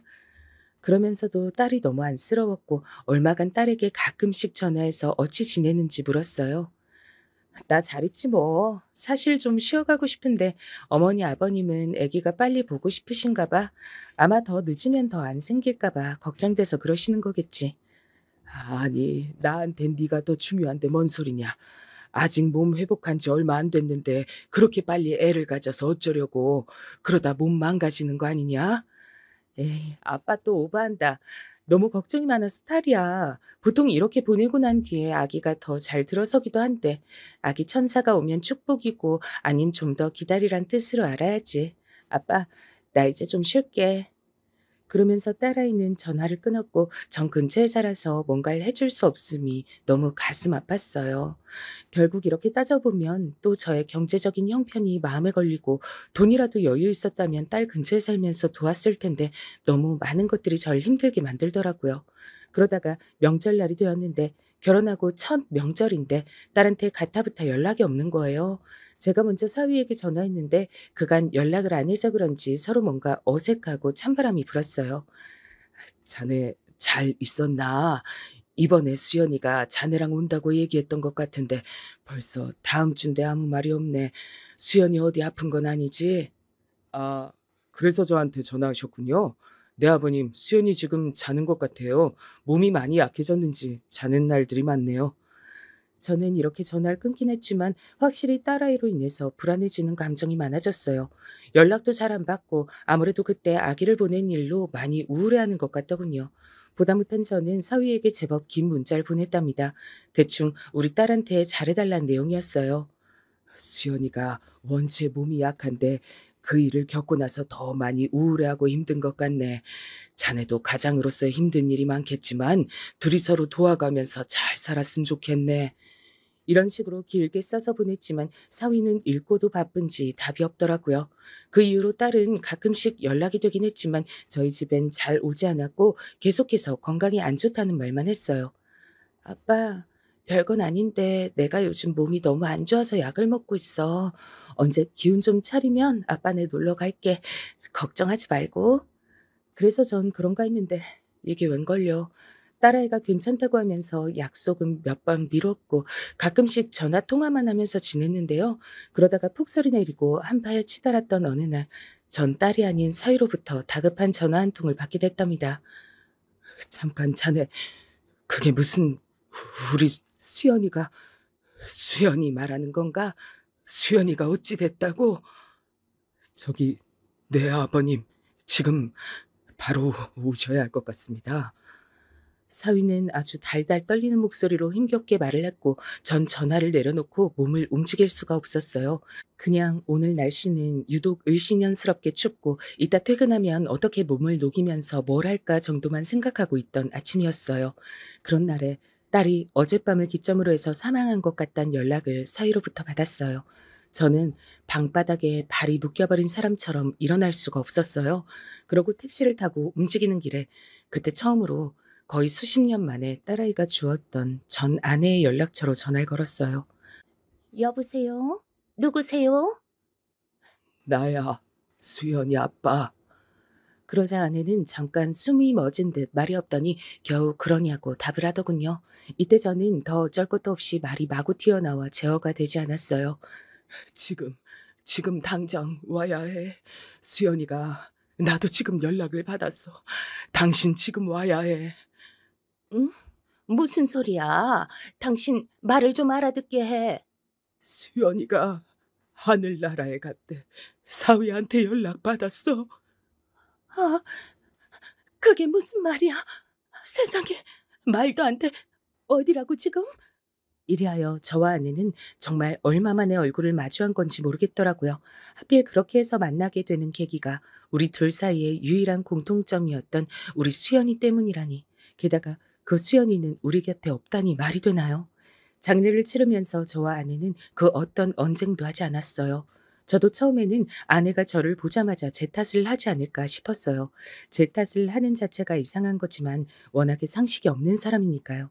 하지만 아내는 와서 되도록 울지 않았고 이래저래 감정을 드러내지 않고 사람들을 맞았어요. 침울한 얼굴의 사위를 그날 처음 본 아내는 많이 묻지도 않고 형식적인 것들만 제게 묻더라고요. 수연이한테 마지막 연락이 애기 보냈다는 말만 들었는데 그게 이유인 거야? 글쎄, 나도 모르겠어. 사위도 그렇고 다들 그 때문인 거 아니냐고 생각하는 것 같아. 딸은 정말 싸늘한 주검으로 발견됐고 처음에 그걸 알아차린 사위도 엄청난 충격에 휩싸인 듯 했어요. 결혼한 지 1년 남짓, 이제 막 지난 신혼부부였으니 얼마나 고통이 크고 충격이 컸을까요? 사돈 쪽과 아주 형식적인 이야기들만 나눴지만 마음은 전혀 정리되지 않았어요. 당연한 것 아닐까요? 이때 안사돈이 조심스럽게 말을 꺼내더군요. 아무리 봐도 우리 수연이가 아기 때문에 많이 상심한 것 같아요. 우리 아들 말론 평소에도 우울증이 있었대는데. 평소 우울증이요? 우리 수연이한테요? 그런 건 없었던 걸로 기억합니다만. 아무래도 그런 게 있으니까 그런 선택을 했겠죠. 그리고 이렇게 혼자 된 우리 승연이가 너무 짠해서 원. 아니 저기 사돈도 상심이 크시겠지만 쟤도 보통 충격받은 게 아니거든요. 휴, 저는 이때 제 마음을 추스릴 수도 없었지만 당장 사돈 댁에도 여러모로 면목이 없어지더군요. 딸을 잃은 슬픔만 하겠냐고 말들이야 그렇게 하지만 엄연히 남이었고 이제도 남이 될 관계잖아요. 좀 야속하게 들릴 만한 얘기들을 그제서 하는데 듣기 힘들었어요. 그래서 그렇게 괴로워한다는 사위를 붙잡고 물었는데요. 저는 뭔가 계속 개운하지 않았답니다. 수연이가 나랑 연락도 점점 줄어들긴 했어. 근데 얘가 이런 말은 좀 그렇지만 정말 그렇게 갔다는 게 믿기지 않아서 그러네. 무슨 다른 일은 없었나? 다른 일이 뭐가 있겠습니까? 저도 알 수만 있다면 알고 싶어요, 아버님. 지금 저도 너무 마음이 힘들고 다시 연락드리겠습니다, 아버님. 이러면서 사위는 제 앞에서 사라졌고 저는 얼마간 집에서 움직이질 못했어요. 그러던 중 전 아내가 연락이 대뜸 오더니 우리 집으로 오겠단 거예요. 무슨 일이야? 뭐 때문에 오려고? 그러지 말고 나랑 그 수연이 시댁 거기 좀 가보자. 아님 수연이 신혼집이라도. 그 사위놈 내가 수연이 엄마라는데도 인사도 까딱거리며 잘 안 하더라고. 아무리 젊은 나이에 부인이랑 사별했고 나랑도 이번 처음 봤대지만 도통 수연이에 대한 마음이 잘 안 느껴져. 이제 와서 뭘 어쩌려고. 그러게 사위들이고 둘이 만날 때 진즉 친정 엄마 노릇 늦게라도 하든가. 지금 뭘 바라는 거야? 그렇게 흥분할 일이 아니야. 이제 와서 장모님 대접받자는 것도 아니고 난 그냥 가서 수연이 흔적을 더 얻어오고 싶어. 어차피 정리하러 가야 되잖아. 당신 혼자 못할 거야 아마. 사위도 있으니까 알아서 하겠지만 나도 가서 돌봐야 되는데. 그래, 발이 너무 안 떨어졌어. 저는 장례식장에 있던 딸 영정 사진이며 가는 길 끝까지 봤음에도 왜 딸아이가 살던 집에는 쉽사리 못 가겠던 걸까요? 아무튼 그 자리에 전 아내가 함께 해줬는데요. 특별한 생각 없이 주소만 보고 찾아갔던 사돈집 입구에선 먹음직스러운 냄새가 현관문 너머로 흘러나오더군요. 심지어 문도 반쯤 열려 있어서 배를 누르기도 애매한 상황이었어요. 뭐야? 이 집 맞아? 고기를 구워 먹는 건가? 어머, 근데 이해가 안 간다. 며느리 상을 치른 집에서 이렇게 거하게 먹고 앉았을 일이야? 뭐 법으로 금지된 것도 아니지만 참 거시기하네. 그러면서 아내는 꽤 불쾌했고 저도 순간적으로 인상을 찌푸렸는데요. 그때 안에서 들려오는 소리에 저는 완전 귀를 쫑긋 세우고 듣게 됐어요. 그리고 이 대화는 도저히 맨정신에 듣고 있을 수 없는 내용이었답니다. 떠들고 있는 사람들도 역시 맨정신이 아닌 듯 했고요. 가장 먼저 제 귀에 꽂힌 것은 약간 까탈스레 느껴졌던 안사돈 목소리였어요. 솔직히 나는 그날 걔 친정아버지 보는데 심장이 덜컹하더라고. 설마 그 뭐지 그 수연이가 지 아빠한테 얘기하진 않았겠지? 너랑 혜정이 얘기는 안 했을 거 아니야? 그걸 설마 말했을까? 내가 볼 때 장인어른은 절대 알고도 참을 타입은 아니야. 재혼인 얘기까진 모르니까 허락하셨겠지. 여기서 전 눈이 퍼뜩 띄었고 아내는 절 곧바로 주시하더니 작게 읊조렸어요. 이게 무슨 소리야? 재혼이라니 당신 몰랐어? 저는 이때 고개를 끄덕였고 이후로 이어지는 말을 하나도 놓치고 싶지 않아 숨을 들이마셨어요. 아무튼 재수없게 됐지 뭐야. 그날 그렇게 할 게 뭐람. 어휴, 난 괜히 찜찜해. 내가 일 저지른 것 같잖아 꼭. 엄마가 너무 과민한 거야. 그리고 걔도 어지간히 예민한 거고 재혼인 거 지도 알고 결혼했으면서 내가 혜정이랑 다시 결혼한다는 것도 아닌데 수연이가 거의 발작 수준으로 과하게 굴었지. 이 부분부터 저랑 아내는 거의 이러다 숨 넘어가겠다 싶을 정도로 소리를 죽이느라 고통을 받게 됐답니다. 도저히 대충 넘겨들을 얘기가 아니었으니까요. 상황이 이렇게 된 거 안타깝긴 하지만 어쩌겠냐. 산 사람은 살아야지. 그러게 누가 그깟 남편 이전 여자 일로 이렇게 목숨을 함부로 하랬나. 어휴 의신연스러워서 이게 뭐야. 멀쩡히 잘 나가던 집에 재수만 옴붙게 생겼네. 좌우지간 이건 무덤깍지 다들 입 꾹 닫고 가야지. 목에 뭐가 들어와도 말하면 안 되는 거야. 그리고 승연이 너도 이번에 교통정리 확실히 해. 혜정이랑 다시 살 건지 말 건지 내가 볼 때 니들 여전히 미련이 있어 배더만. 나는 그럴 마음 있는데 혜정이가 없대잖아. 이혼한 뒤로 그냥 즐기면서 살자 그랬어. 나보곤 재혼한 와이프랑 애도 낳아서 잘 키우라고까지 하던데 그 정도면 나랑 합칠 생각은 없나 봐. 전 여기서 심장이 쿵쿵 뛰다 못해 기절할 지경이었어요. 재혼이라니. 아무리 들어봐도 저 말본새는 우리 수연이도 알고 있었단 거잖아요. 게다가 이미 살다가 헤어진 듯한 저 혜정이란 여자와 중간에 만나기라도 했던 것 같더군요. 그런데 그들은 너무나 아무렇지 않게 마치 가십거리를 다루듯이 여전히 부어라 마셔라 하면서 말을 하는 거예요. 좌우지간 네 누나가 경고할 때 들었어야지. 나도 같은 여자로서 비슷한 생각이긴 해. 여자들 촉이 얼마나 좋은데. 솔직히 우리끼리 얘기지만 난 수연이가 너 혜정이랑 모텔 드나든 거 알고 애기 보낸 거 맞는 것 같아. 시기가 딱 그렇잖아. 전 여기서 저도 모르게 그만 짧은 탄식이 입 밖으로 흘러나왔고 저랑 마주보고 숨죽이던 아내가 돌연 미간을 확 찌푸리더라고요. 그러나 다행인지 불행인지 그들은 저들끼리 취해서 떠드느라 모르는 것 같았어요. 아이, 엄마, 말 좀 그렇게 하지 마. 누가 들을까 무섭네. 그게 무슨 나 때문이야. 그때 수연이 걔가 미친 듯이 예민했어. 재혼한 거 다 받아주고 사는데 아직도 만나는 거냐는 둥 블랙박스랑 핸드폰 다 뒤지고 완전 미친 애처럼 굴었다니까. 지가 그렇게 무리해서 움직이니 애가 오다가도 사라지지. 저는 이때 옆에서 아내가 제 발을 지그시 밟지만 않았더라면 그냥 무작정 정신 나간 사람처럼 이 집 안으로 뛰쳐 들어갔을 거예요. 마치 독립투사처럼 말이에요. 아내는 절대 안 된다고 기다리라고 아주 무섭게 인상을 쓰면서 절 제어했어요. 그런 아내의 눈을 마주보는데 아내의 눈을 이렇게 정면으로 마주보니 참 묘한 감정이 올라오더군요. 그러면서 말도 못할 서글픔이 올라왔어요. 좌우지간 그냥 이렇게 잘 묻어야지 뭐 어떡해. 나도 처음엔 좀 움찔했는데 별 수 없어. 일이 이렇게 돼버린걸. 그리고 내가 뭐 혜정이랑 다시 살겠다고 질 버리고 이혼하자고 한 것도 아니고 지 멋대로 소동을 벌인 거 아니야. 이 부분에서 전 딸아이가 이 세상에서 사라진 날의 진짜 얘기를 듣게 됐어요. 그때 아내가 눈을 질끈 감더니 미숙하게 핸드폰을 꺼내 동영상 버튼 같은 걸 누르더군요. 퍼식하고 켜지는 소리가 너무 컸는데 하늘이 도운 걸까요? 사위건 안사돈이건 누구건 바깥의 소리를 못 듣더군요. 나도 미치겠더라고. 지가 나 좋아 죽겠다고 난리더니 재혼인 거 밝혔을 때 지 멋대로 헤어지자고 했다가 지가 다시 매달렸잖아. 근데 나 결혼한 다음 혜정이랑 만난 건 진짜 딱 4번뿐이야. 모텔 갔다가 수연이가 차 운전해서 쫓아온 건 2번이고 혜정이도 기겁했어. 으이구 이놈 새끼야. 이건 네 편 못 들겠다. 누구 들을까봐 무서워 죽겠네. 임신한 새 와이프 두고 전처 만나서 모텔 드나드는 놈이 내 아들 새끼라니. 내 새끼니까 덮고 가는 거지. 만약 사위였으면 넌 죽었어. 아, 내가 일벌인 거 아니라니까. 혜정이가 갑자기 연락 오더니 그날따라 분위기가 그래서 암튼 2년이나 같이 살았던 부부니까 오랜만에 보고 마음 맞을 수도 있는 거지.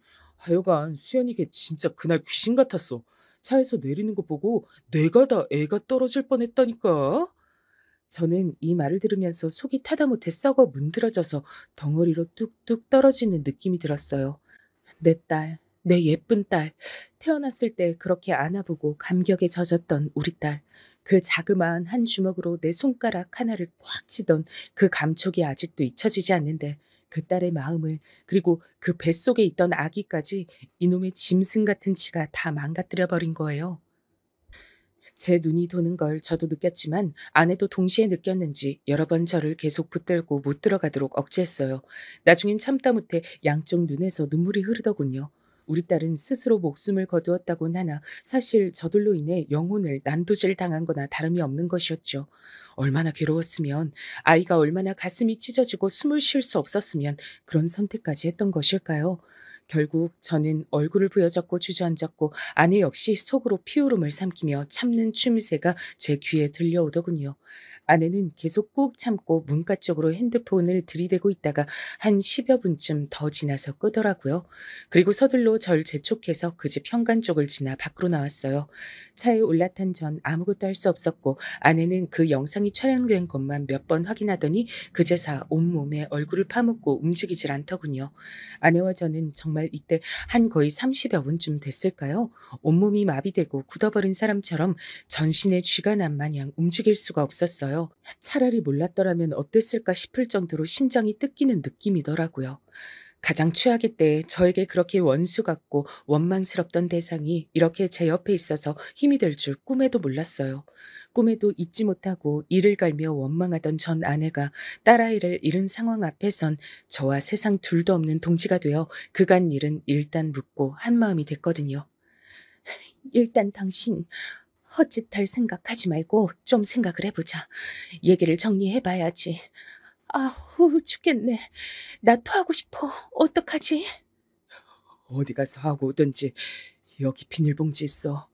그런데 아내는 그 비닐을 받아들고 아무것도 못하고 쓴 구역질만 하면서 온 얼굴이 다 흘러내릴 정도로 울더군요. 막상 누군가가 그렇게 옆에서 처절하게 우니 저는 울 수도 없었어요. 감당이 안 되는 슬픔이 온몸에 들어차니 몸이 밖으로 내보내지도 못하는 것 같더라고요. 우리는 어찌어찌 그렇게 하루를 넘겼고 저는 당분간 회사를 쉬게 됐어요. 회사에서 같이 일하던 제 또래 주임과 동료들은 모두 제 딸의 결혼식에 왔던 사람들이에요. 그러니 말들을 아끼더라고요. 딸내미 애기 가졌다고 그렇게 좋아하던 사람이 아니야, 이러면 안 되지.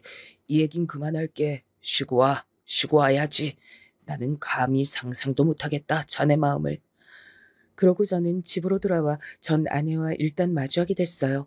딸아이 문제를 두곤 둘 다 숨도 쉴 수 없고 잠도 못 자고 뭘 못 먹고 앞으로 나갈 수가 없는 상태였거든요.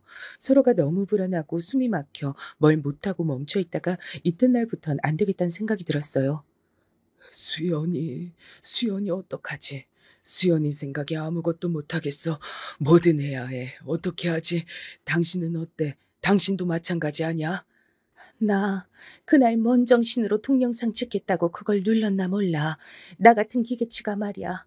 나는 키오스크도 다룰 줄 몰라서 뭐 사 먹지도 못하고 젊은 애들 돈 받아야 되는데 이게 녹화는 됐더라. 나 근데 소리는 안 들어봤어. 당신이 다시 확인 좀 해봐. 그래서 전 다시 소리를 켜서 들어보니 사위새끼의 입에서 나오는 그 역겹고 끔찍한 소리들이 추접스럽게 한 15분가량 이어지더군요. 나는 못 듣겠는데 당신이 대신 들어보니 어때? 대충 뭔 내용인지 나와? 알아들을만 하겠어? 어디다가 들려줘도 될 정도야? 그 정도론 충분해 보여. 근데 이게 나도 모르겠네.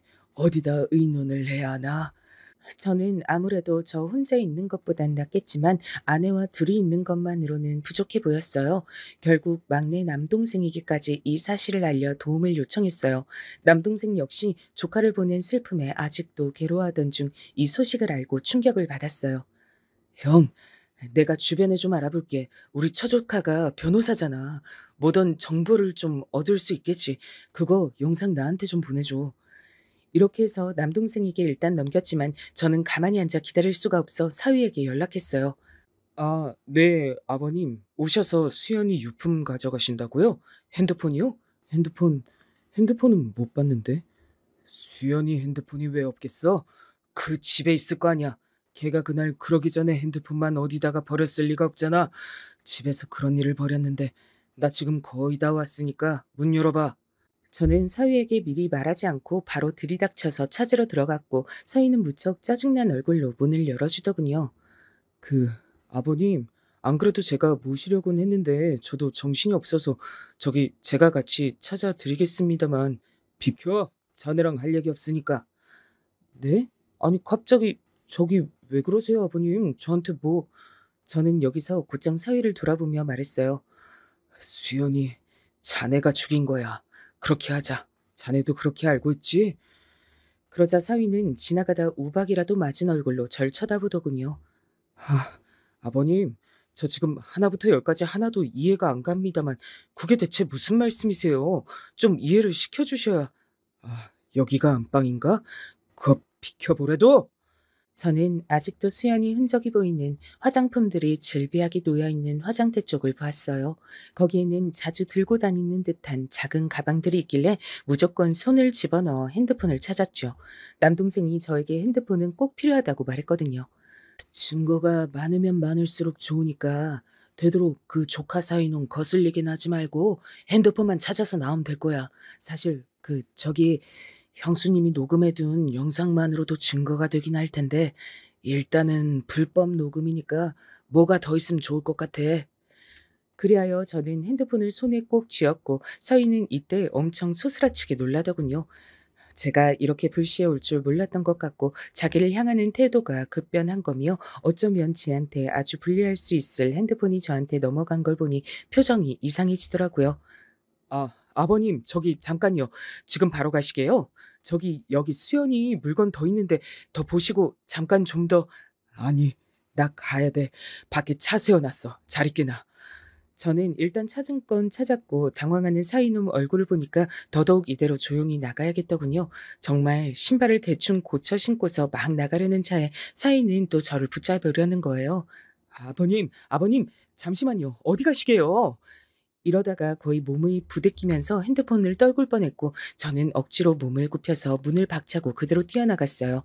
이놈 새끼는 얼마나 속이 쫄아들었는지 끝까지 덩치 큰 놈이 제 차까지 따라붙는 통에 저도 숨이 안 쉬어질 정도로 긴장됐어요. 아버님! 곧장 저는 시동을 걸고 횡하니 나가버렸고 한참 나가 사거리쯤 가서야 겨우 숨을 돌렸는데 이때 여차하면 큰 사고를 낼 뻔했죠. 진짜 뭔 정신줄로 쭉 나왔는지 아직도 기억이 안 날 정도니까요. 그러고 나와서 우리 집에서 열어본 딸의 핸드폰 안엔 저만 봐선 감이 다 안 잡히더라고요. 아내는 이때 열어서 보더니 톡이며 메시지며 사진첩이며 이런 것들을 다 보더라고요. 수연이 나랑도 연락을 해왔으니까 이 기집애 초음파 사진도 보내주고 있는데 어디 봐봐. 그런데 거기 안엔 딸이 사위와 나눈 통 메시지가 있었어요. 그 내용들을 보니 왜 그렇게 사위가 발악을 하고 쫓아왔는지 이해가 되더군요. 이후로 저한테 연락을 할 법도 한데 안 하는 걸 보니 포기한 건지 아님 멍 꿍꿍인지 알 수가 없었어요. 이놈 새끼, 이거 봐봐. 수연이 말은 쌍무시하네. 와, 여기에도 증거랄 게 있어. 수연이가 저놈 새끼 바람 피우는 거 찍어다가 증거로 몇 번 보냈었어. 근데 이 새끼가 잡아떼는 거잖아, 지금. 이거 뭐지? 서방님 조카한테 보내야겠네.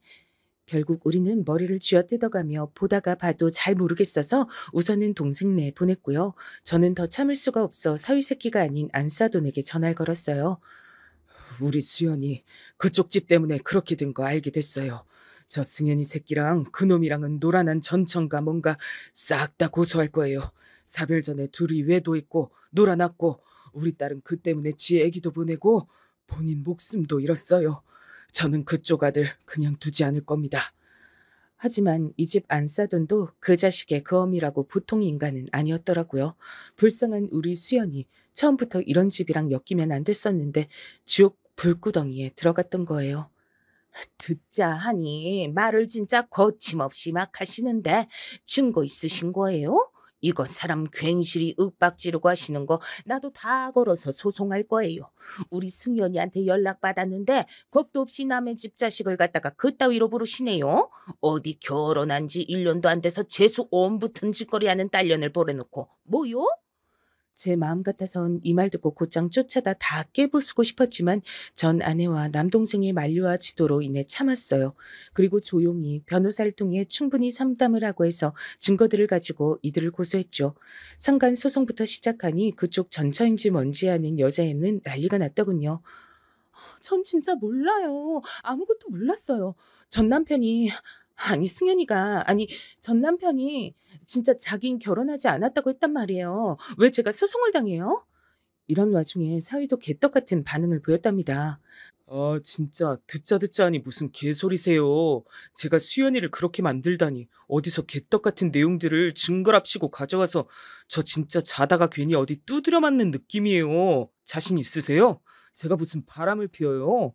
수연이도 제가 재혼인 거 다 안다고요. 그냥 전처 만나고 온 거예요. 하지만 딸 핸드폰에 있는 통 내용이나 바람 피운 증거를 모아둔 내역들이 싹 다 정리가 되어 외도 증거로서 채택이 되긴 했답니다. 이후로 소송 방향이라든지 이런 것들이 우리 눈에 시원치 않았어요. 돈을 얼마를 받는다 한들 많이 받아도 적게 받아도 그렇게 속이 풀릴 것 같진 않겠더군요. 결국 저는 그 전철한 여자애를 몰래 만났어요. 아내와 함께요. 이혼하고 전 남편 좀 만난 걸로 상간 옆구리 붓기 싫지? 근데 당신 때문에 우리 딸이 저렇게 됐어. 무섭지 않아? 근데 우린 다 필요 없어. 저놈 새끼랑 가족들만 다 뒤엎어버릴 거야. 그쪽이 좀 도와줬으면 좋겠는데. 제가 뭘 어떡해요? 저 진짜 몰랐어요. 제발 한 번만 봐주세요. 저희 엄마 알면 진짜 쓰러져요. 그쪽이 알고 있는 거, 저 승현이 새끼 뭐 부숴버릴 만한 거 아는 거 없어? 우리도 뭔가 시원하게 복수하는 게 있어야 이제 다 잊고 접을 거 아니야. 그건 근데 저는 정말 잘못 없는 걸로 해주세요. 진짜 제가 모텔 가고 싶어서 간 게 아니고 전 진짜 와이프 있는지 몰랐다니까요. 됐고 빨리 말해. 뭐 없어? 결국 이 여자 입을 통이 나온 사실은 여기 안사돈이 하고 있는 아동복 옷가게 정도밖에 없었는데요. 그래도 그게 거의 생계를 담당하고 있다더군요. 어머님, 암튼 전 시어머님이었으니까 이해해 주시고요. 암튼 그걸로 돈 엄청 벌어서 건물 올리시기도 했어요. 지금은 관리만 겨우 한다고 하지만 그게 제일 타격이 크긴 할 건데 저 진짜 무서워요. 제 얘기는 하지 마세요. 그리하여 우리는 어느 정도 벌금 물을 각오를 하고요. 전단지를 만들어 안사돈 아동복 가게 앞에 도배를 했어요. 새벽에 말이에요. 어느 정도 파급력이 있었는지 모르겠지만 적어도 안사돈이 출근해서 그 광경을 보기 직전까진 동네 사람들이 사진을 꽤 찍었나 봐요. 여기저기 퍼지고 알려졌으니까요. 이때 정말 대단한 싸움으로 가기 이전에 저희는 벌금 얼마 물고 끝내긴 했는데 안사돈네는 타격이 어마어마했어요. 진짜 돌아버린 거 아니에요? 나 이거 다 손해배상 청구할 거야. 어쩔 거예요? 와, 나 여기 지금 몇십 년째 여진 고객들이 얼만데 거기 내 아들 얼굴을 넣어가지고 전단지를 만들어? 나 장사하면서 애지간한 바닥 다 봐가며 살아온 사람이야. 니네 진짜 다 죽을 줄 알아. 그러자 아무래도 여자들에게 말이 딸린 절 대신에 전 아내가 나서서 반박했어요. 야, 너 할 테면 어디 해봐. 넌 그래도 네 새끼 숨은 붙어있지? 내 새끼는 네 새끼 애까지 보내고 이제 세상에 없고 만질 수도 없다. 너 자식 잃은 인간이 어디까지 맛이 갔는지 직접 못 겪어봤지? 나도 안 겪어봐서 내 끝을 모르겠어. 한번 제대로 겪어볼래? 그러니 안사돈도 주제에 찔린 게 있고 지들 입 놀리던 거 녹음돼서 증거로 돌던 것까지 있으니 뭐라 입을 더 못 대더라고요. 뭐? 손해배상? 놀고 앉았네. 해봐. 난 그럼 방송에 제보한다. 너 한국에서 발 못 붙이게 할 거야. 네 자식 그냥 다 끝까지 숨도 못 쉬게 묻어버릴 수도 있어. 여기까지 실랑이를 벌이니 비로소 안 써둔도 입을 다물었고 온 얼굴이 울퉁불퉁 실룩거리면서도 받아치질 못하더군요. 그렇게 안 써둔네 그 자그마한 가게를 운영하는 꼬마 건물은 몇 달 뒤 1층은 임대가 나왔고 평이 점점 나빠지면서 층별로 공실이 되더군요. 그딴 것 따위로 나와 아내 그리고 수연이를 아는 모든 가족들의 분이 해소될 리도 없고 그래서도 안 되겠지만 묻히지 않고 이렇게 처리를 해나가고 있다는 것이 실감이 안 나네요. 서이놈도 지 엄마가 평생을 일구어서 그나마 갖추고 있던 저 모양새가 그 가게에 물려받으려다가 실패하게 되어 적잖게 놀란 눈치긴 해요. 일단 더 묻어버리고 싶지만 저와 전 아내는 우선은 숨을 고르고 있는 상태입니다.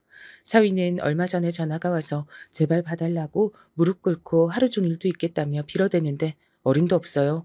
뭐래도 분이 풀리지 않겠지만 우리의 복수는 계속 이어질 예정이고 일단 지금까지 온 것을 조금은 정리하고 싶어 이렇게 적어보고 어느새 사연을 보내기까지 했네요. 이런저런 상황 때문에 완전히 적나라하게 자세히 적을 수는 없고 애둘러 표현한 부분도 있지만 대부분은 사실이랍니다. 뭘 한다 해도 자식을 잃은 우리의 마음이 달래질 일은 없을 거예요. 우리의 숨을 거둘 때까지도요. 하지만 아무것도 안 하고 살아갈 수 없기에 이렇게 움직이는 것뿐입니다. 잠깐 숨을 고르고 싶어 조금은 저도 살고 제 숨을 내어보고자 이렇게 제 얘기를 하고 보내보게 됐습니다. 긴 얘기 들어주셔서 감사하고 또 감사할 뿐입니다. 건강하십시오.